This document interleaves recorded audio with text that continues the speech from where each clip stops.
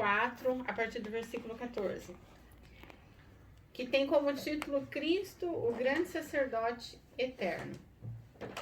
E fala assim: portanto, fiquem firmes na fé que anunciamos, pois temos um grande sacerdote poderoso, Jesus, o Filho de Deus, o qual entrou na própria presença de Deus. O nosso grande sacerdote não é como aqueles que não são capazes de compreender as nossas fraquezas.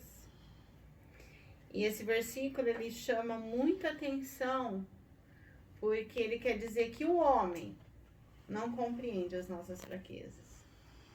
O próprio homem, que é fraco, que tem falhas, ele não compreende as nossas fraquezas. Porque quando ele fala de um sacerdote que não compreende as nossas fraquezas, ele está falando dos sacerdotes que apresentavam diante de Deus o sacrifício para perdão das pessoas, que também pecavam, porque nenhum deles foi chamado santo. Eles também pecavam, eles também erravam, eles apresentavam diante de Deus o sacrifício pedindo perdão pelo povo e até mesmo por eles, mas ele não compreendia a fraqueza dos outros.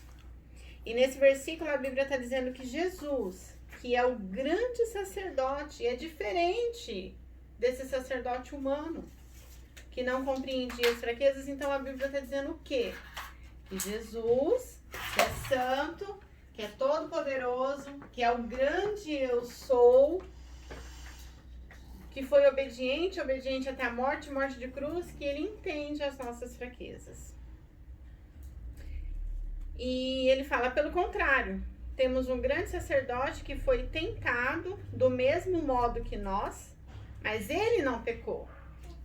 E mesmo ele não pecando, ele entende as nossas fraquezas. Por isso, tenhamos confiança e chegamos perto do trono divino, onde está a graça de Deus. Ali receberemos misericórdia e encontraremos graça, sempre que precisarmos de ajuda. Amém. Gente, vocês têm noção do que esse versículo está falando? Para mim, ele ministrou muito forte no meu coração, por isso que eu falei. A ministração veio muito forte no meu coração. E eu sentia desejo que essa ministração chegasse para vocês na mesma proporção que ela chegou para mim. Porque ele fala que ele entende as nossas fraquezas. E que ali a gente recebe misericórdia, que ali a gente encontra graça, sempre que nós precisarmos de ajuda.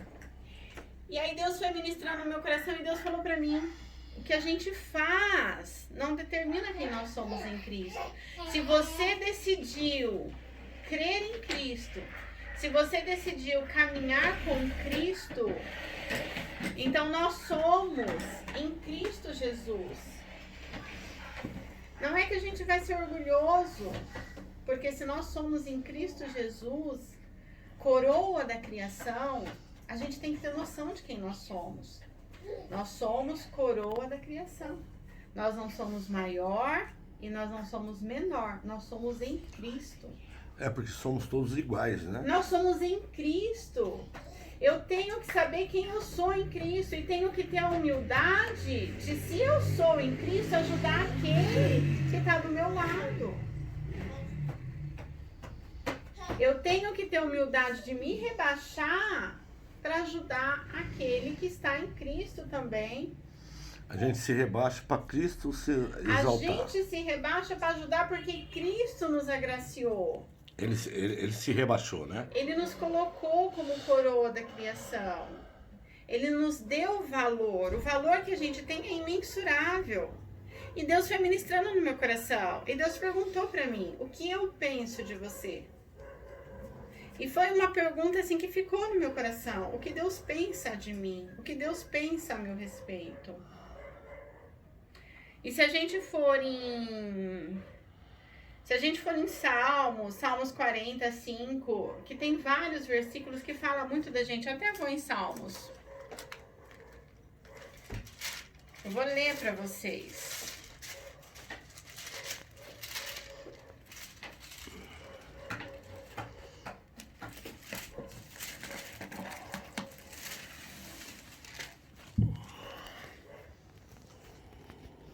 Salmos 45 fala: ó Senhor nosso Deus, Tu tens feito grandes coisas por nós. Não há ninguém igual a ti. Tu tens feito muitos planos maravilhosos para o nosso bem. Ainda que eu quisesse, não poderia falar dos teus planos, pois são tantos que não podem ser contados. Alejandro, você tá bem? Sua mãe tá pregando. Tô ouvindo. Então, Deus ministrou no meu coração isso, que a gente precisa, antes de qualquer coisa, a gente precisa ter um bom relacionamento com a gente mesmo, para ter um bom relacionamento com Deus. Porque nós fomos chamados para o aprisco dele. Nós somos rebanho, nós somos coroa da criação. Então a gente precisa, antes de tudo e antes de qualquer coisa, saber quem nós somos aos olhos de Deus. Se ele está falando que ele tem planos maravilhosos para nós, é porque ele nos ama de maneira incondicional. A gente está cheio de exemplos na Bíblia que fala que Deus amou o mundo de tal maneira que deu seu Filho unigênito. Então a gente precisa entender o nosso valor. Isso é difícil, por isso que eu pedi para Deus, Senhor, ministra no coração deles como o Senhor ministrou no meu. Porque não é isso que pode deixar a gente se sentir maior que alguém. É exatamente isso. É saber que Deus te ama de tal maneira e você conseguir amar o teu próximo da mesma forma. É você saber que você é agraciado. É você saber, eu até marquei aqui. Só um ponto antes de você falar, é aquilo lá, né? Se eu não sofro de dor na perna, eu não sei o que é dor na perna. Eu sofro de dor no braço. Você sabe o que é dor no braço. Então, eu não posso desmerecer quem sofre de dor na perna. Porque, eu não sei. Eu sofro de dor no braço. E sofrimento é um só. E estamos aqui nesse mundo e passamos por sofrimento. E a gente tem que entender. Mas o sofrimento da Paula é tão pequeno perto do meu. Não existe isso. Sofrimento é um só. Se é pequeno para você, é grande para ela. Talvez o seu sofrimento é pequeno para ela, mas é grande para você. É respeitar, é ter empatia pelo sofrimento. E respeitar, porque Paulo diz, né? Se alguém tem fé para comer carne, não critica. E se alguém tem fé para comer verdura, não critica. Entender, ter empatia, porque Deus, sem saber do sofrimento, porque ele é um ser que não sabe o que é sofrimento, mandou seu filho para entender o sofrimento. E ele se despiu de toda a honra, toda a glória e todo louvor e se tornou carne. E foi perseguido, e apanhou, e passou tudo que a gente sabe que ele passou. Não por ele, e nem pelos anjos, e nem por Deus. Ele fez isso por mim e por você. E ele quer que você faça o mínimo. É o mínimo você entender o sofrimento e a dor do outro. É onde começou o versículo. O versículo começa falando que o próprio grande sumo sacerdote, que é Jesus, entende as nossas fraquezas. O eu sou. Ele não pecou, mas ele entende as nossas dificuldades, ele entende as nossas fraquezas. Então, nós temos que saber também... Entender a fraqueza e a dificuldade dos outros. Entender a fraqueza e a dificuldade do outro. A gente precisa respeitar e entender a fraqueza e a dificuldade do outro, porque às vezes não é a mesma que nós temos. Jesus não teve dificuldade nenhuma em obedecer, em ser obediente ao Pai e dar a vida dele em obediência ao Pai. Mas ele entende as nossas fraquezas quando a gente tem as nossas dificuldades. Então, nós, primeiramente, isso ficou muito forte no meu coração, que nós temos que saber quem nós somos diante dos olhos de Deus. E muitas das vezes... E às vezes perguntar, será como Deus está me vendo eu fazendo isso? Muitas das vezes, acontece também que muitas das vezes a gente falha e a gente acha que Deus está bravo. E Deus não está bravo. Ele entende a nossa fraqueza. Dificuldades. Mas ele quer que você conversa e se acerte, né? Se ele fala que para você contar com ele, se ele fala para você contar com ele nos momentos das suas dificuldades, então você não tem que enxergar ele bravo com você, querendo te punir por algo que você enfraqueceu, por alguma dificuldade que você passou, porque nós somos seres humanos, cabíveis às falhas, e muitas das vezes a gente erra, muitas das vezes a gente falha sem querer.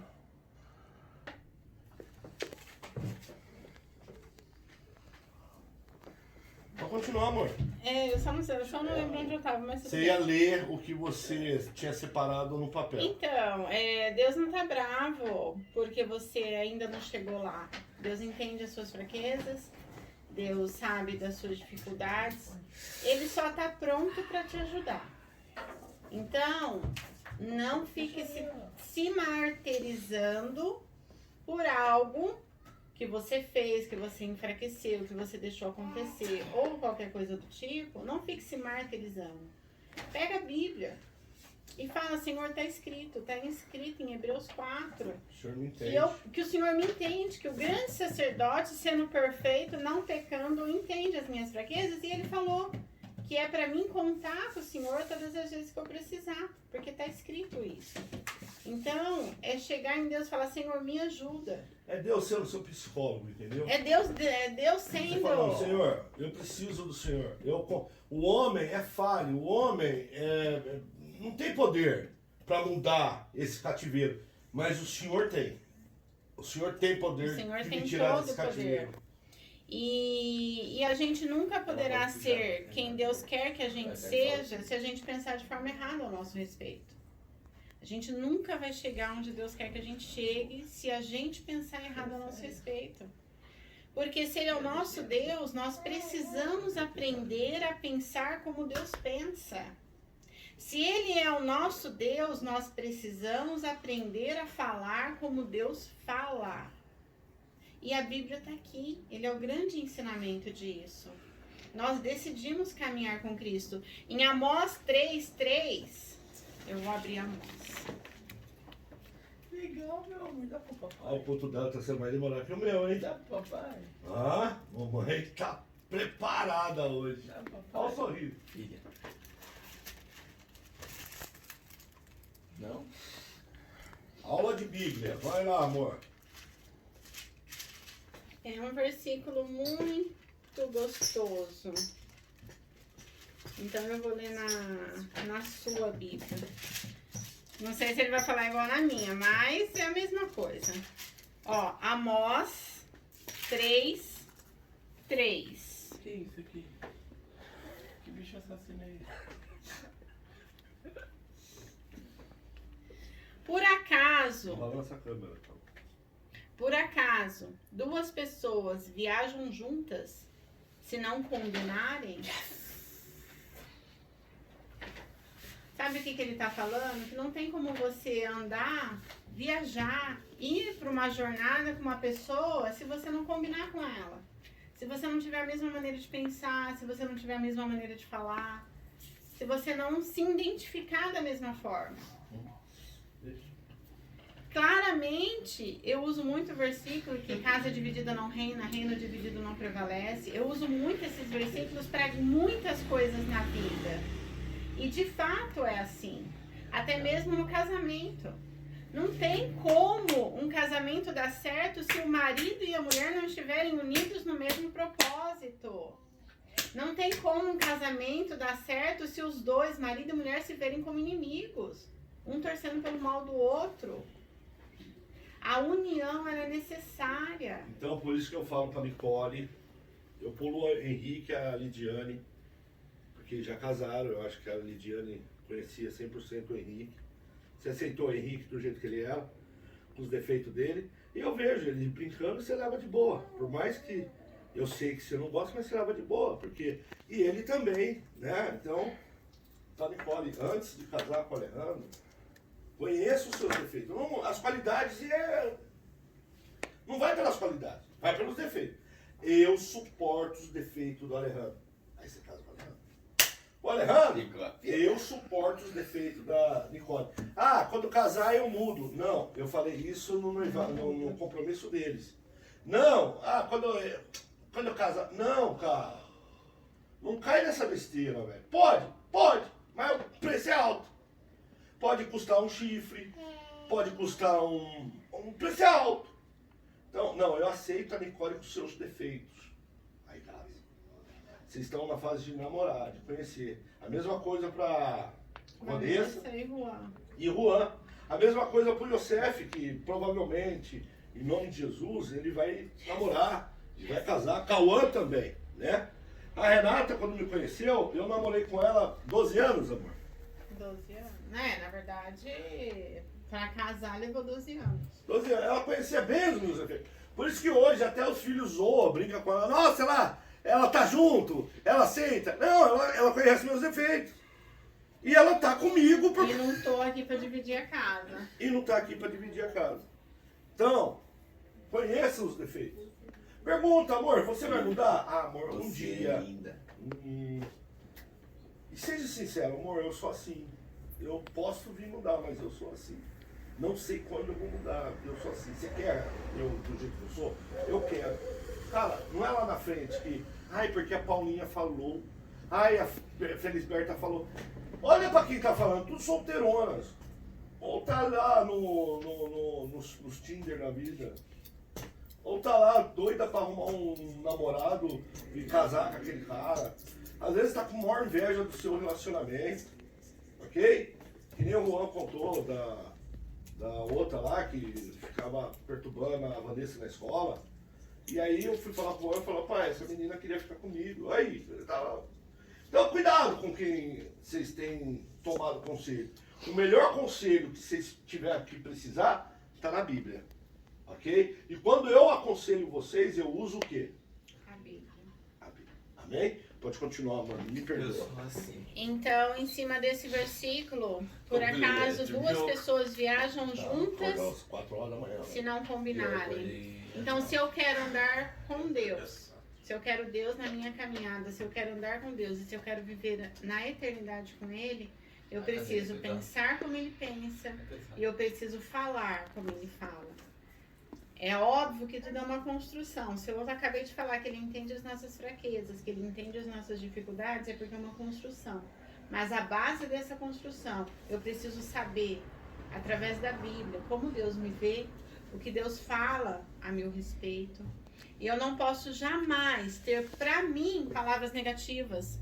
Nunca se rebaixem, dizendo, eu sou burra mesmo, eu não consigo mesmo, eu não posso mesmo, eu não consigo nada, porque nada pra mim dá certo. Esquece, anula isso da vida de vocês. Quando vier algum pensamento, porque primeiro a gente pensa, pra depois a gente falar.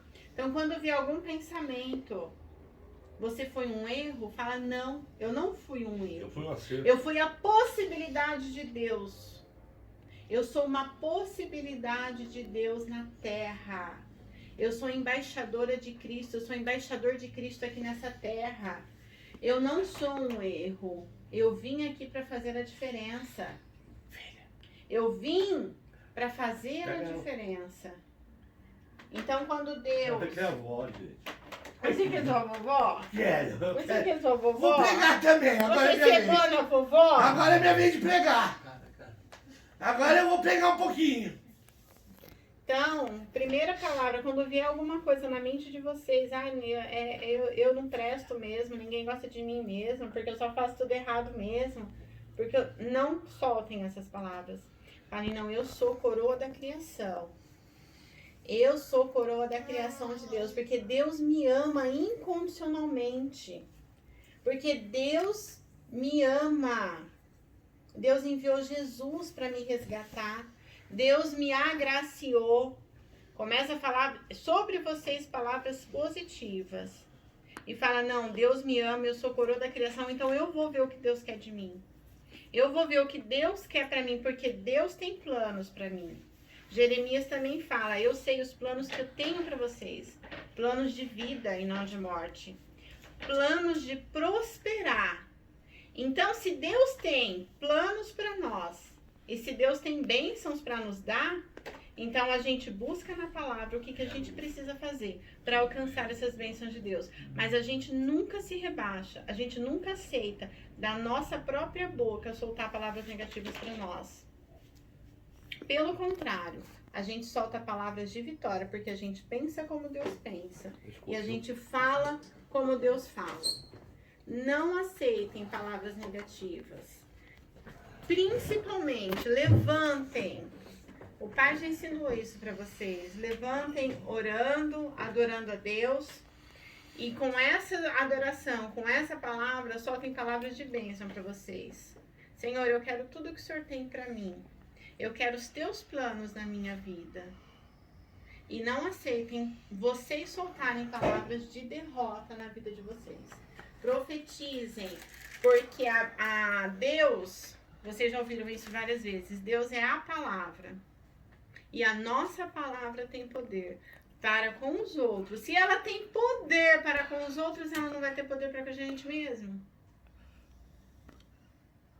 Então, a gente libera palavras de bênção. Senhor, eu sou coroa da tua criação. Eu sou uma possibilidade De fazer diferente. da graça do Senhor aqui nessa terra. Eu vim para fazer a diferença. Eu não sou melhor do que ninguém, mas eu também não sou pior do que ninguém. Eu estou em Cristo para ajudar aqueles que precisam e para fazer a diferença, para amar o próximo, porque foi isso que Jesus nos ensinou. Então, essa é a palavra que eu quero deixar para vocês hoje. Essa é a palavra que Deus ministrou no meu coração. Até por causa de algo que aconteceu, Deus ministrou essa palavra no meu coração e eu senti muita vontade de compartilhar ela com vocês. Eu espero que Deus tenha falado no coração de vocês da mesma maneira e da mesma proporção que Ele falou no meu. E foi algo muito forte. Então, busquem saber quem vocês são em Cristo Jesus. E Deus seja louvado. A Radassa tem alguma coisa para falar? Você tem, princesa, que você chegou na vovó? Radassa, você tem alguma coisa para falar? Chama o vovô. Chama. Chama o vovô. A vovô não tem nada de interessante hoje. Chama. Amém. Alguém quer falar alguma coisa? Não. Quer falar alguma coisa? Não.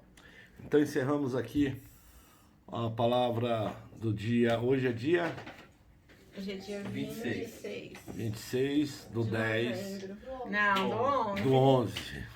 Eu tô atrasado. 26 do 11 de 2022. Amém.